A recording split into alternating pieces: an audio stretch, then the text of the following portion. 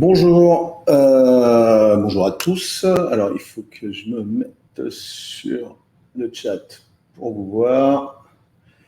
Ok, j'espère que vous allez bien. J'ai pas fait de Twitch depuis un moment, donc j'espère que j'ai pas trop perdu la main. On verra bien. J'espère que j'ai pas trop perdu la main. Si, j'ai perdu la main parce que j'ai de l'écho. C'est pas grave. Bonjour à ceux qui viennent de se connecter. Je pense que j'aurai pas beaucoup de Lyonnais puisqu'aujourd'hui nous avons MixIT.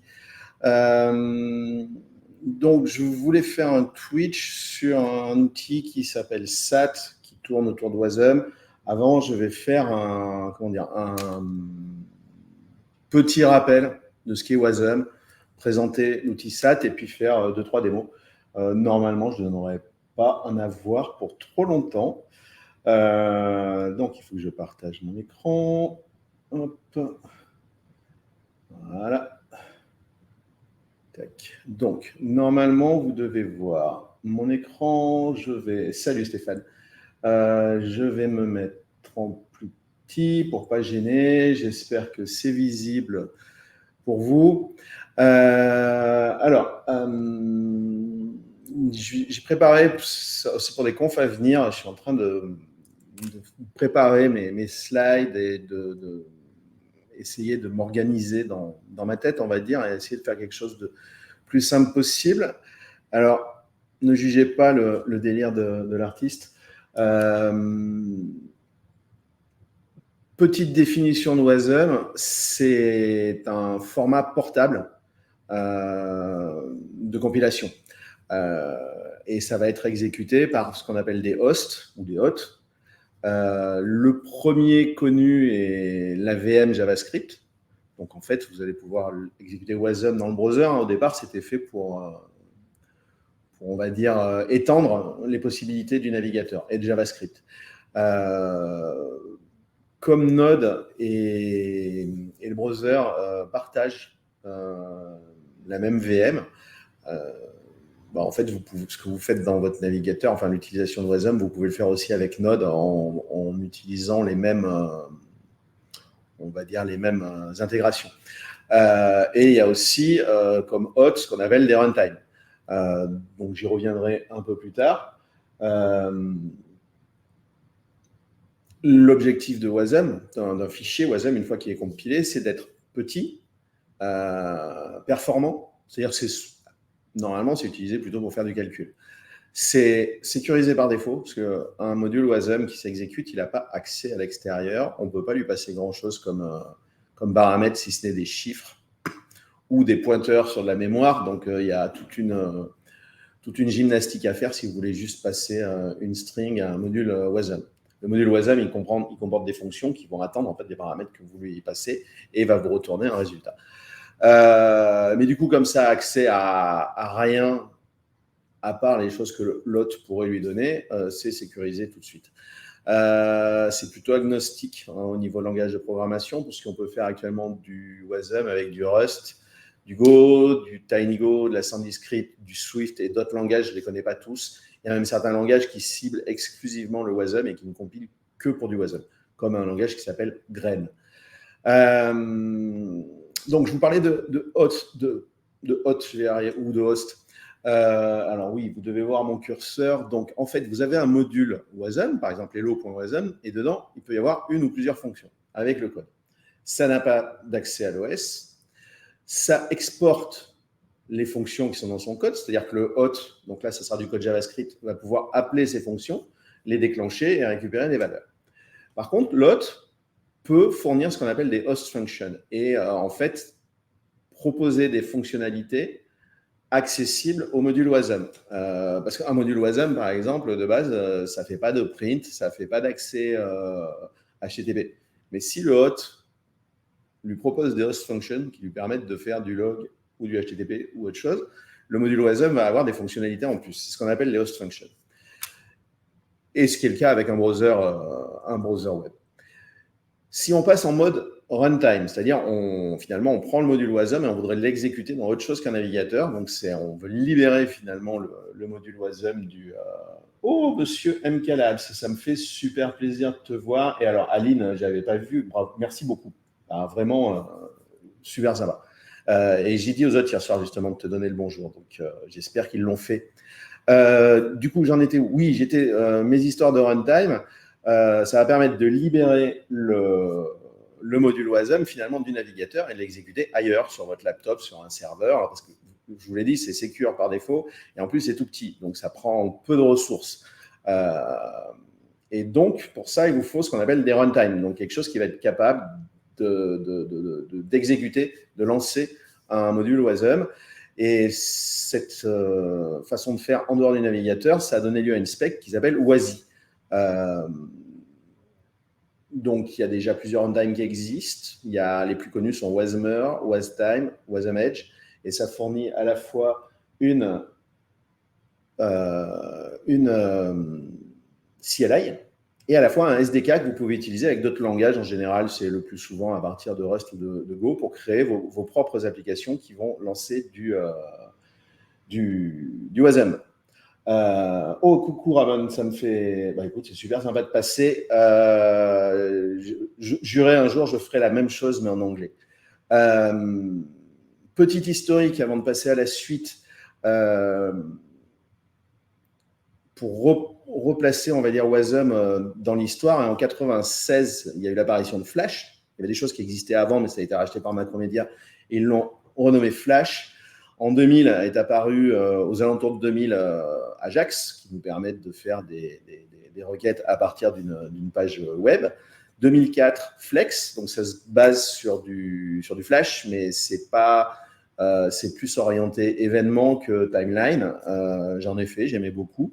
Et ça se programmait en ActionScript. Flash 5 aussi se programmait en ActionScript, donc ça ressemblait à un JS un peu amélioré. 2007, apparition de Silverlight, donc le concurrent de Flex, créé par Microsoft. Pareil, super outil, belle intégration avec Visual Studio. Probablement, si vous faites du Blazor, qui est la solution Wasm de Microsoft, avec laquelle je n'ai pas encore trop joué, mais je trouve que on retrouve un héritage de Silverlight. Donc, c'était vraiment un bel outil. 2010, Flash est mort, tué en grande partie par Steve Jobs, disant que de toute façon, il n'y avait pas besoin de Flash et le support de Flash sur un iPad ou sur un iPhone n'était plus possible. 2013, apparition des projets EM-Scripten et ASM.js chez Mozilla, si je ne dis pas de bêtises. Donc, qui était une manière de limiter les étapes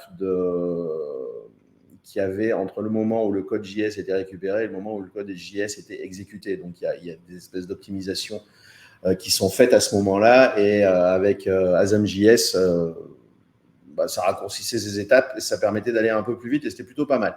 2014 apparaît le concept d'HTML5, donc CSS3, JavaScript, qui permettait de faire des super single-page applications. 2015, apparition du projet WebAssembly chez Mozilla avec une première version en 2017. En 2019, on commence à parler de WASI. C'est aussi la création de la Bytecode Alliance qui réunit différents acteurs de l'IT pour, on va dire, veiller aux spécifications, participer, plein de choses comme ça. Et c'est à ce moment-là que la V1 de la spec Wasm est publiée par le W3C. Ensuite, en 2022, le W3C fait la Core Spec V2.0. Donc, ça veut dire que ce n'est pas encore complètement fini, mais on peut déjà faire plein de choses. C'est aussi l'apparition d'un site qui s'appelle Wasm Builder. Je vous en parlerai plus après. Et dans Wasm Builder, c'est une plateforme de blog dédiée à Wasm ou WebAssembly. Wasm, c'est le petit nom de WebAssembly. Moi, j'ai prévu de vous parler d'un outil qui s'appelle SAT, donc, qui est fait par Suborbital. Donc, je vous parle un petit peu de Suborbital avant de passer aux démos.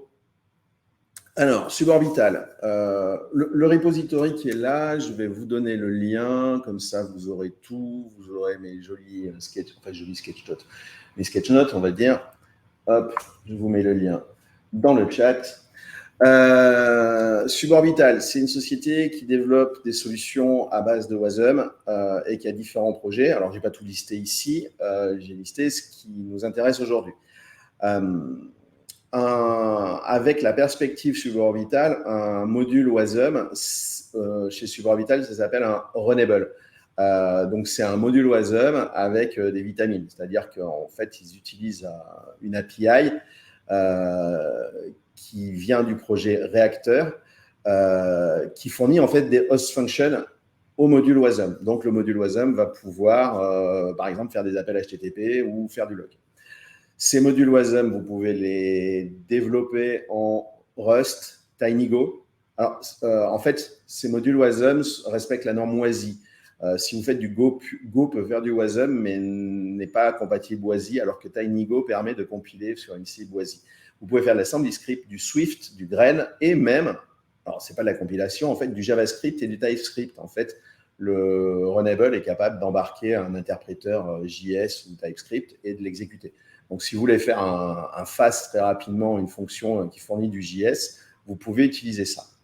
Le projet Reactor, c'est à la fois une API, donc, qui va être utilisée par exemple par le Runnable, et c'est un SDK pour Go qui vous permet de créer des applications Go qui vont pouvoir lancer les Runnable, donc les modules Wasm, mais aussi leur fournir toutes les host functions qui sont accessibles dans l'API Reactor. Je vous laisserai aller voir sur le site de Reactor les API qui sont disponibles.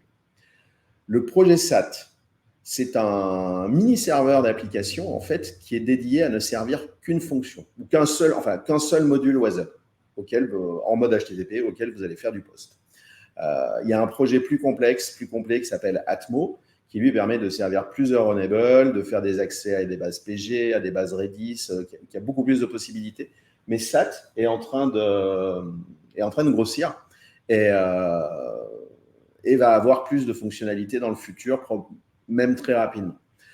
Un autre projet qui est important, c'est le projet Subo. C'est la CLI de Suborbital et globalement, c'est elle qui embarque toute la toolchain pour builder les Runnable. Donc, globalement, si vous utilisez Subo, vous n'êtes même pas obligé de vous installer toute la toolchain pour compiler un Rust. Subo va l'embarquer dans une image Docker et fera toute la compile pour vous. Mais vous pouvez quand même faire de la compile native. Bon, je vous engage à lire la doc pour cela. On va passer du coup un petit peu aux démonstrations. Je vais vous montrer que c'est assez simple. Alors, ce projet-là, vous pouvez l'ouvrir à la fois avec Gitpod, donc vous allez embarquer toute la stack nécessaire pour refaire ce que je vais vous montrer. J'ai créé une image avec tous les outils dont j'ai besoin. Si vous avez besoin du Dockerfile pour le modifier, je l'ai mis dans un répertoire.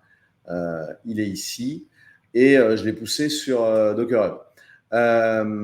Pour installer SAT, alors là, il est installé directement dans mon workspace. Il suffit de cloner SAT, de le builder. Alors, SAT peut utiliser, quand vous le buildez, les différents runtime WASI. Il suffit de lui préciser. Donc là, j'ai buildé en utilisant WasmTime, mais ça peut être d'autres. Moi, j'utilise WasmTime normalement parce que je peux builder pour ARM et le faire tourner sur un Pi facilement. Et donc, l'exé est tout petit et ça s'installe super facilement.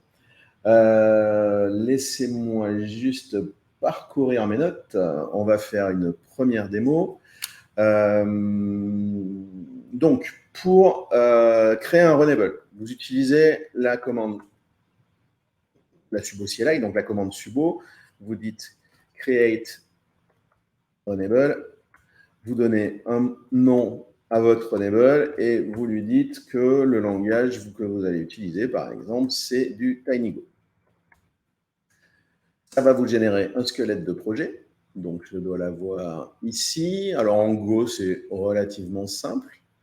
J'espère que c'est lisible pour vous. Donc, en fait, votre fonction,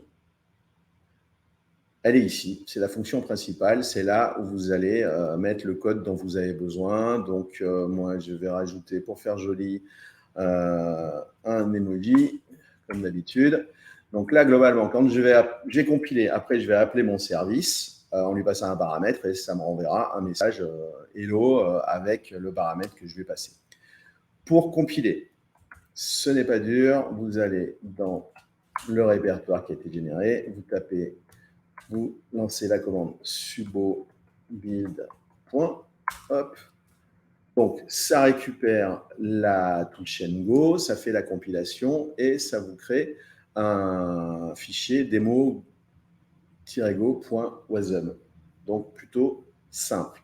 Si vous voulez le servir, c'est pas compliqué.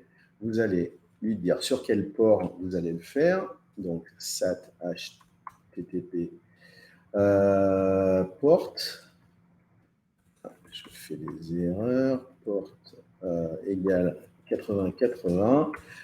Je lance le serveur SAT en lui donnant l'endroit où est mon fichier WASM. Hop. Donc là, c'est pas très compliqué maintenant pour l'appeler.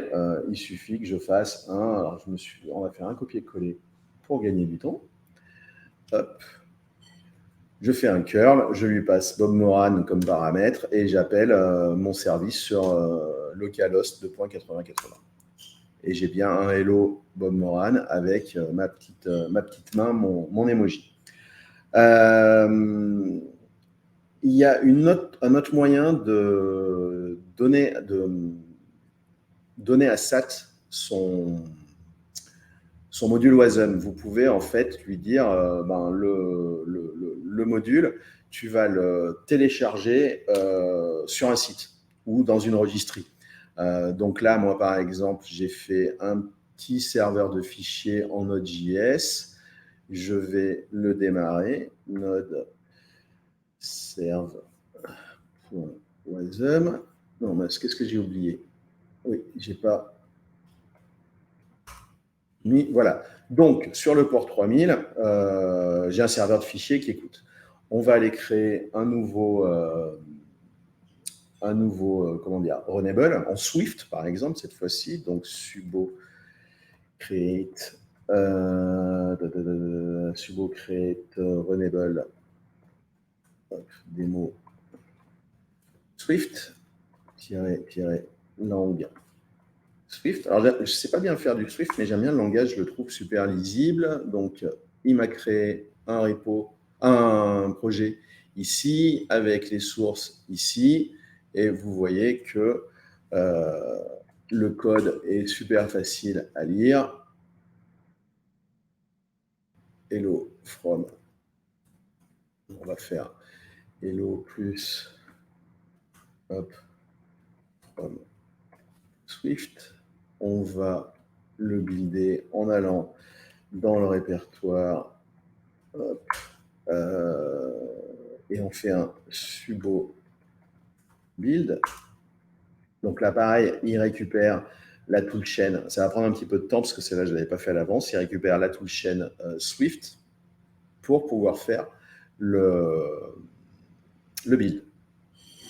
Alors, ça prend, selon les toolchains, ça prend un petit peu plus de temps. On y est presque, super. Donc, c'est bon, il m'a bien créé mon fichier swift.wasm. Donc maintenant, en fait, si je veux l'utiliser, dire à SAT que j'ai un fichier, mais qui est distant, en fait, je fais un SAT HTTP port égale 8080 SAT. Alors, j'ai besoin de l'URL de Gitpod. Là, je suis dans Gitpod, donc en fait, il va me calculer une URL temporaire et je vais lui dire où est mon fichier. Donc, l'URL temporaire, c'est celle-là et mon fichier est ici. Swift.wasm. Donc, là, normalement, il l'a cherché, il l'a chargé. Donc, en fait, l'URL, ça serait, si je vais ici, hop, echo Voilà. Ça, c'est l'URL qui est créée par Gitpod pour exposer le fichier. Donc, SAT va le télécharger ici. Donc, maintenant, eh ben, on va appeler le service. Hein, c'est la même chose que tout à l'heure.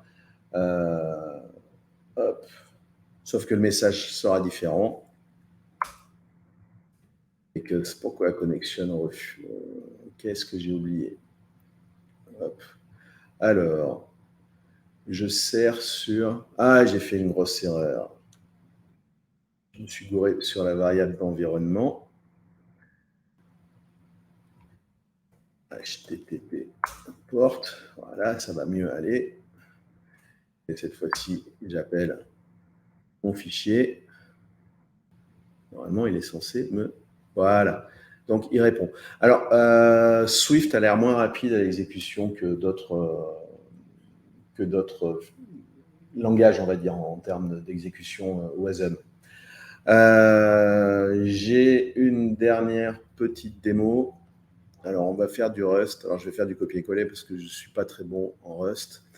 On va déjà arrêter notre service. Hop. Alors, je vérifie juste que vous ne m'ayez pas posé de questions dans le chat. Non, a priori, c'est bon. Donc, je vais créer un nouveau runnable. Donc, sudo create runnable demo Rest. Là, j'ai pas besoin de donner le langage cible. En fait, c'est par défaut, la subo CLI crée des runables en Rust. Donc, vous avez un code qui est plutôt assez simple à lire. Donc, en fait, Suborbital avec Reactor et SAT vous fournissent, on va dire, tous les éléments pour passer facilement une string à une fonction WASM. Là, je ne l'ai pas complètement dit, mais on fera sur un autre switch. Ce n'est pas forcément simple de passer des types complexes à des fonctions WASM. Donc là, je voudrais, en fait, qu'est-ce que je voudrais faire? Je voudrais pouvoir faire une requête HTTP à un serveur. Donc, j'ai un petit serveur qui s'appelle Hello et qui renvoie Hello World. Donc, on va faire un node Hello. Hop. Ensuite, et je m'aperçois que j'ai peut-être oublié quelque chose. On va voir si je m'en sors. J'ai un code snippet que je vais méchamment copier-coller et je vous explique ce que je fais. Hop. Donc, est-ce que ça devrait marcher? Je veux juste vérifier un truc. HTTP, mince. J'ai mon serveur Rust qui semble être dans les choux. On va essayer HTTP. Je vais faire un refresh pour voir. Non, j'ai trop le C. Je vais faire un refresh. Hop. Tac. Ensuite, il faut que je lance mon serveur Node.js. Et ce que je voulais faire, c'était vérifier. Alors, HTTP, il ne l'a pas récupéré et c'est là où je ne me souviens plus. Suborbital, ça doit être... mince. Suborbital, API, réacteur. Je vous demande un instant, j'ai un trou de mémoire gigantesque. Où est-ce que j'aurais mis ça?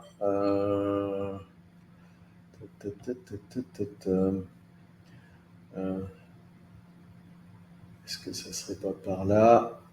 Non. Si, peut-être. Démo réacteur runnable. Reste. Je cherche dans un autre fichier, donc vous me voyez en train de... Ah ben, je me suis enquiquiné pour rien. Hop, c'était simple. J'arrive. Voilà. Hop. Ok, donc j'ai besoin d'appeler HTTP, mais aussi, si je ne dis pas de bêtises, log. Ouais, c'est ça.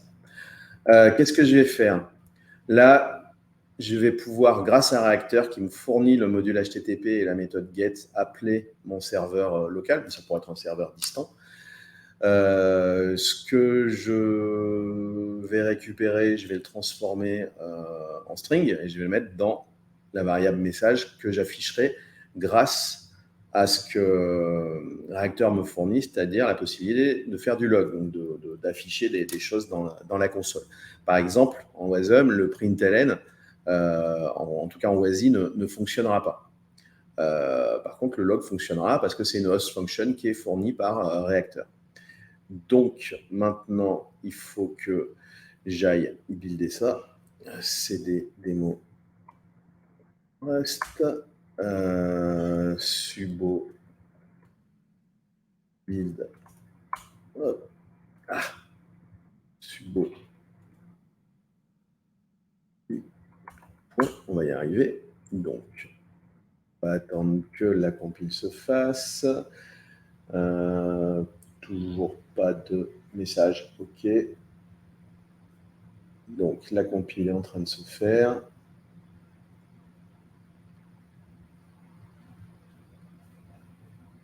On y est presque. Voilà, très bien. Donc maintenant, j'ai mon Runnable Rust qui est lancé. J'ai mon serveur HTTP qui est lancé. Donc, je vais lancer ma fonction Rust comme tout à l'heure.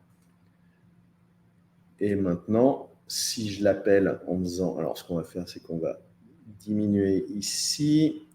Hop, on va faire un split ici. Et je vais faire un curl, le même que tout à l'heure. Et ça plante. Qu'ai-je oublié? Un message unknown error. Alors pourtant j'ai eu un build. Alors j'ai répété ce matin, ça aurait dû fonctionner. J'ai pas eu de message de... Qu'est-ce qu'il m'a dit pour le build? OK.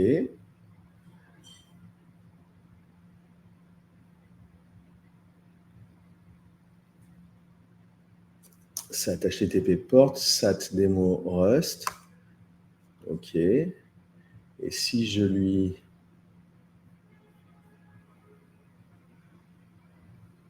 C'est dingue ça. Bon, alors, qu'est-ce que j'avais fait? Il y a des jours où ça ne veut pas. Donc,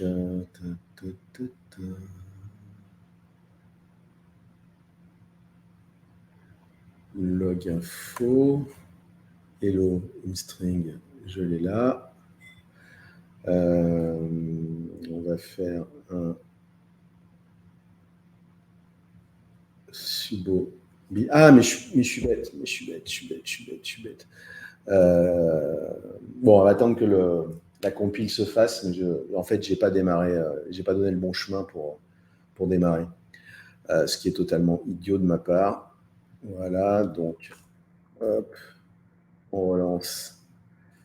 Donc, j'étais pas dans le bon répertoire. Donc, cette fois-ci, si j'appelle le curl, ça marche. Donc, il m'a bien renvoyé Hello Bob Moran. Et vous voyez ici qu'il a bien fait un log du résultat de la requête HTTP qui était ici. D'ailleurs, on peut à la limite changer le message pour vérifier que je ne vous ai pas dit de bêtises. On va mettre un salut Vulcain. On va relancer le petit serveur. Et normalement, voilà. Donc, il fait bien une requête HTTP à mon serveur Node.js. Donc voilà, alors SAT, c'est justement le moyen de servir super facilement des fonctions avec très peu de ressources. Ça se déploie très facilement dans du Docker, dans du Cube, ce que vous voulez, ou sur du Pi, et vous pouvez en lancer une tripotée. À savoir que si vous souhaitez avoir plus d'informations, lire plus de choses, il y a le site qui s'appelle Wasm Builder, donc le lien est dans le repo, avec pas mal d'articles sur le sujet qui sont très intéressants. Vous avez une communauté Twitter aussi, avec pas mal de membres. Il n'y a pas encore beaucoup d'activités. À part moi qui ai posté il n'y a pas longtemps, parce que j'ai eu la chance de pouvoir aller à OSMD. Et le site de Suborbital qui vous permet en fait d'avoir toute la doc des projets de Suborbital. Donc SAT, mon petit chouchou. Reactor, la librairie qui est super pratique. Vector, ça permet de faire un serveur HTTP. Grave, je n'ai pas encore joué avec, c'est pour de l'échange de messages. Atmo, c'est un autre serveur d'application, mais qui, lui, va servir plusieurs runables avec des routes, avec des possibilités d'accès aux bases de données, avec possibilité de faire du NATS. Ça sera l'occasion de faire plusieurs Twitch sur ce sujet-là. Il y a pas mal de choses à dire. Si vous allez sur le site de Suborbital, sur leur blog, il y a aussi des blog posts intéressants en termes de Wasm qui ne sont pas tous axés sur les outils de Suborbital. Il y a aussi des articles plus génériques ou agnostiques sur Wasm en général. Donc moi, j'avais fini pour mes démos. Si vous avez des questions, c'est le moment. Merci Stéphane pour tes encouragements. Est-ce que vous avez des questions?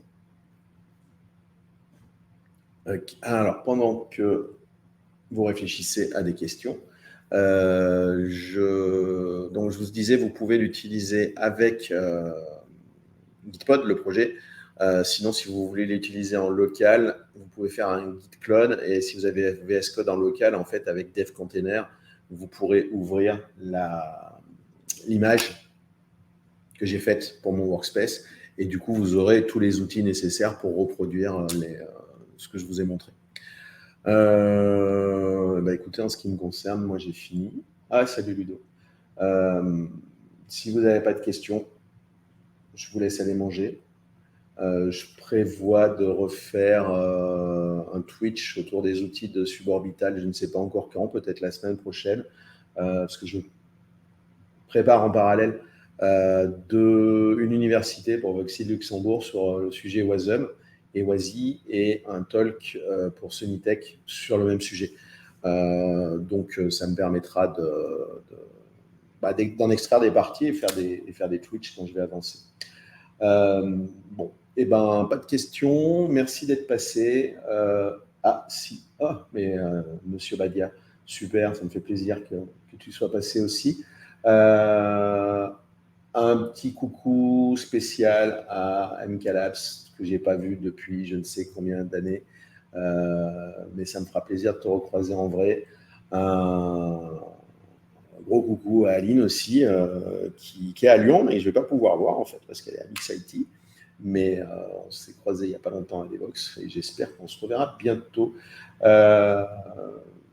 Merci à tous et puis probablement à la semaine prochaine. Sinon, vous savez me joindre sur Twitter. Salut, salut.